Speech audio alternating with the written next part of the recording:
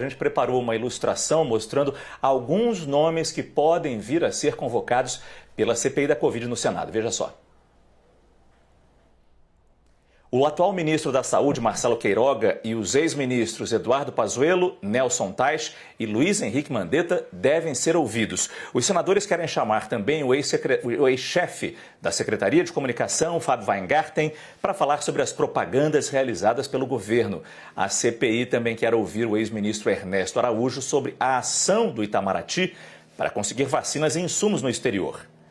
Ainda sobre a vacinação e negociações de doses, a comissão quer ouvir representantes de laboratórios brasileiros como Fiocruz e Butantan e também das farmacêuticas internacionais responsáveis pelos imunizantes Pfizer, AstraZeneca, Sputnik e Janssen. Com relação ao colapso em Manaus, além do ex-ministro Pazuello, o prefeito da capital amazonense, Davi Almeida, deve ser ouvido. A comissão quer falar também com o ex-comandante do Exército, Edson Pujol, sobre a produção e aquisição de medicamentos sem eficácia comprovada contra a Covid-19.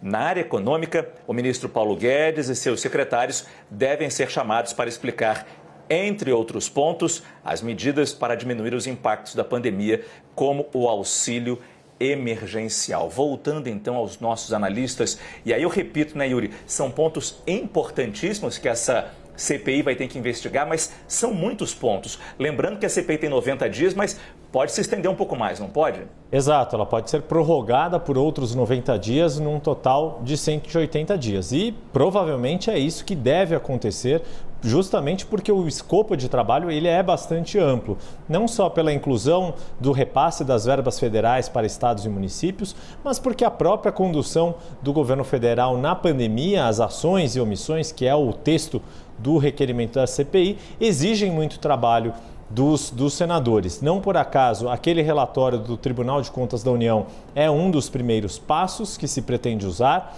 mas também há senadores que defendem buscar informações com especialistas epidemiologistas. Uma das pesquisas que deve embasar o trabalho da CPI, ou que pelo menos alguns senadores querem colocar como embasamento nas CPIs, é uma pesquisa que foi feita aqui na Universidade de São Paulo, pela Faculdade de Saúde Pública, conduzida pelo professor e advogado Fernando Aitin, que ele buscou ali mais de 3.000 atos normativos do governo federal que expõem ali uma linha de raciocínio daquilo que eu estava falando antes, que é a estratégia que a oposição quer emplacar na CPI, das ações deliberadas do governo federal em defesa de uma imunidade coletiva natural e deixar a pandemia seguir o seu curso dentro de uma naturalidade, sem que isso exigisse da parte do governo ações mais incisivas, como, por exemplo, uma compra imediata de vacinas, por exemplo.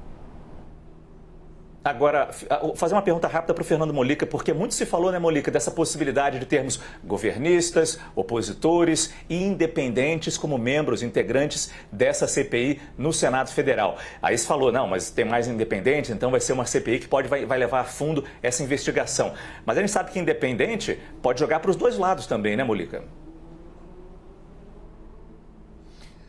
Boa noite, Márcio, Roberta, boa noite a todos. Sim, mas nesse primeiro momento, os chamados independentes estão mais próximos da oposição, tanto que eles bancam a candidatura do Omar Aziz para a presidência e a relatoria para o Renan Calheiros, do MDB. Então há um certo acordo, chama-se G6, né, que seriam os 6 independentes mais da oposição, eventualmente G7, aí contando com o Omar Aziz. E esse roteiro, que há pouco foi detalhado, ele foi preparado pelo senador Alessandro Vieira, que é suplente na comissão, então ele preparou esse roteiro e submeteu principalmente a esse grupo de opositores, de integrantes da oposição e dos independentes. Eles vão se reunir, possivelmente na quarta-feira, vão estudar e vão fazer aí o que seria um pré-roteiro definitivo, porque haverá certamente uma queda de braço.